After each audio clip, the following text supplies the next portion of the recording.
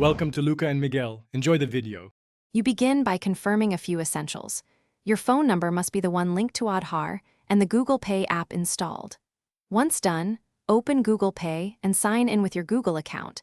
This connects your identity to the app. Make sure your bank account supports Aadhaar-based eKYC or Aadhaar payment bridge system. This is why your linked mobile matters. If the app asks, keep your PAN or debit card details available for extra verification, so you don't interrupt the flow. Next, you must ensure your bank account is Aadhaar linked. This step is central because Google Pay uses your bank's mapping to route payments.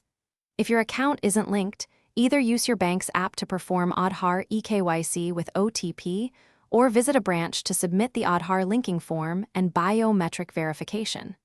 Once the bank confirms linkage, you'll receive an SMS. Keep that confirmation. This step prevents failed transfers and lets Google Pay discover your account automatically. Finally, open Google Pay and tap Add Bank Account, then pick your bank.